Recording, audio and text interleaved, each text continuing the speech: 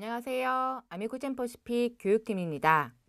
자, 오늘은 효소편 시간으로 효소에 대해 설명드리도록 하겠습니다. 효소란 무엇이고 인체에서 왜 효소가 필요한지에 대한 이야기와 효소식품에 대해 말씀드리도록 하겠습니다.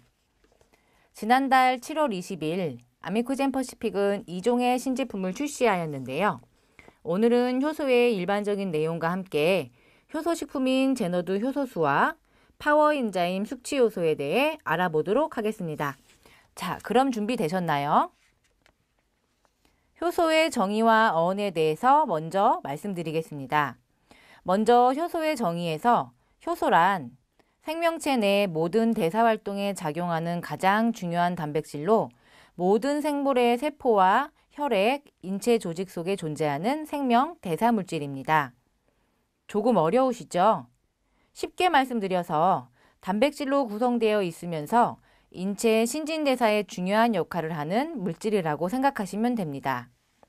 예를 들어 소화효소들이 일반적으로 알려진 효소입니다. 탄수화물을 분해하는 아밀라아제, 지방을 분해하는 리파아제, 단백질을 분해하는 프로체아제 등이 대표적인 효소입니다. 쉬우시죠?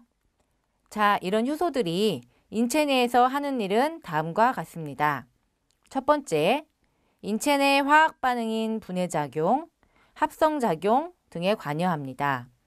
음식물을 분해하거나 인체 내에서 필요한 물질들을 합성하기도 합니다. 음식물 찌꺼기를 분해하는 데 도움을 주기도 하며 혹은 섭취된 칼슘을 이동시켜 뼈로 만들어주는 신진대사에 관여하기도 합니다. 그리고 효소의 이름은 영어로 에이즈 또는 아제로 발음합니다. 효소는 영어로 엔자임이라고 합니다. 어원으로는 효모 안에 있는 요소라는 뜻이죠. 효모는 영어로 자임이고 내부라는 N의 합성어입니다. 그래서 효소를 엔자임이라고 부르게 되는 것이죠. 이번 슬라이드에서는 효소의 특성에 대해 설명드리도록 하겠습니다. 첫 번째 특징으로 효소는 온도에 민감합니다. 60도 이상에서는 효소는 불활성화됩니다.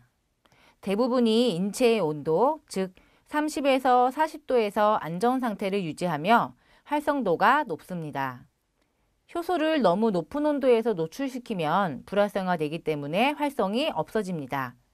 만약 청국장을 100도 이상으로 끓이면 청국장 내에 있던 효소들은 불활성화됩니다. 두 번째로 효소는 최적 조건에서 촉매제 역할을 합니다.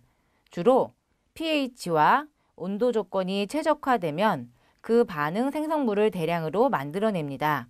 예를 들어 단기간 내 지방을 분해해서 글리세롤과 지방산으로 분해를 해줍니다. 또한 한 가지 효소는 한 가지 역할만을 하는데 한 가지 효소는 특정한 기질에서만 반응합니다. 예를 들어 탄수화물 분해 효소는 탄수화물만 분해하지 지방이나 단백질은 분해하지 못합니다. 효소는 반응 조건이 달라지면 반응물의 생성 속도가 달라질 수 있습니다. 효소 종류는 다음과 같이 두 가지 효소가 있습니다. 첫 번째로 소화효소입니다. 이 소화효소는 소화기 내에서 식품 등의 소화에 도움을 주는 효소입니다. 침 속에 존재하는 프티알린과 같은 탄수화물 분해 요소, 위에 존재하는 펩신과 같은 단백질 분해 요소, 소장, 대장에 존재하는 지방 분해 효소, 탄수화물 분해 효소들이 대표적인 소화 요소입니다. 예를 들어 여러분들이 밥을 드시고 계속 입에서 밥을 씹고 계시면 점점 시간이 지나감에 따라서 단맛을 느낄 수 있습니다. 이것은 밥이라는 탄수화물을 침 속의 프티알린이 분해해 포도당을 만들기 때문입니다.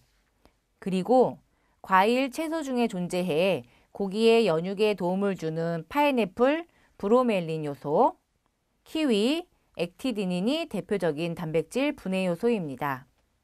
이 소화 요소들을 많이 섭취하면 식품의 소화에 도움을 줄 수 있으며 특히 장내 음식물 찌꺼기들의 소화에도 도움을 줄 수 있습니다. 두 번째는 대사효소입니다.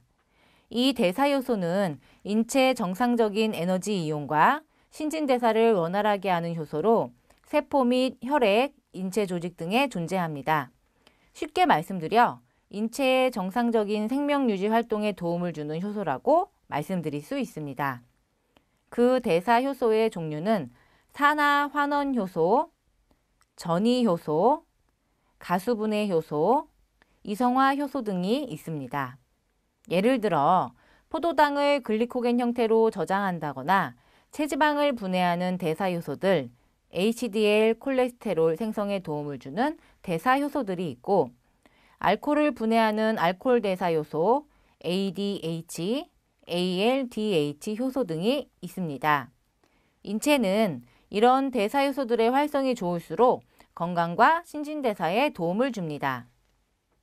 효소는 여러 산업에 활용됩니다. 전반적으로 효소는 소비재 산업에 응용되며 특히 식품 산업에 주로 사용되는데, 대표적으로 대두 단백질을 아미노산 단위로 분해하는 발효 간장할 때 단백질 분해 요소가 사용되며, 전분을 가수 분해해서 포도당을 제조할 때 탄수화물 분해 요소가 사용됩니다. 그리고 식용유지를 분해하여 저칼로리 식용유지 제조 시에 사용한 디그리세라이드 제조에 지방산 분해 효소가 사용됩니다. 식품 산업에 요구르트, 비타민 제조, 제빵, 제과의 다양한 효소들이 사용됩니다. 섬유산업과 세제산업의 효소들이 사용됩니다. 섬유산업에서는 섬유질 분해 효소, 탈색 효소를 사용하며, 세제산업에서는 세척력을 높이기 위해 효소를 사용합니다. 제약산업에서는 소화제 및 치료의 목적으로 효소를 사용합니다. 연령에 따른 효소의 변화에 대해 말씀드리겠습니다. 다음 도표에서 보는 것처럼 나이가 증가할수록 인체의 효소량이 감소하는 결과들이 학계에서 보고되고 있습니다. 20대의 60%의 효소량은 80대에는 4%로 감소하는 것을 볼 수 있는데요. 그렇게 인체에 필요한 효소가 점점 감소하기 때문에 우리는 외부로부터 필요한 효소를 많이 섭취해야 합니다. 효소 섭취 방법으로는 열을 가하지 않은 식품을 먹거나 특별히 제조된 효소식품을 먹는 방법이 있습니다. 예를 들어 과일, 야채, 된장이나 김치 같은 발효식품, 요구르트, 곡물 발효효소 등으로 인체 건강에 도움이 되는 효소를 섭취할 수 있습니다. 자, 그럼 인체에 필요한 효소를 섭취하는 방법에 대해 말씀드리겠습니다.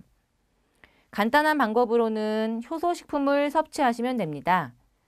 효소식품이란 식용 미생물을 배양시켜 효소를 다량 함유하게 하거나 식품에서 효소를 추출한 것이나 이를 주원료로 하여 가공한 식품을 말합니다.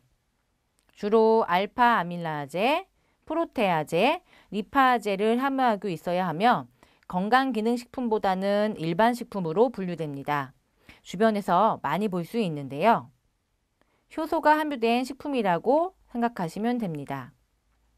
참고로 효소식품과 혼동할 수 있는 발효액 등은 이미 효소작용이 끝난 발효된 식품으로서 효화효소가 없거나 극히 미량이 들어 있습니다. 자, 오늘 시간은 전반적으로 효소라는 주제로 말씀드렸는데요. 효소의 올바른 이해와 섭취 정보를 통해서 항상 건강을 지키시길 바라겠습니다.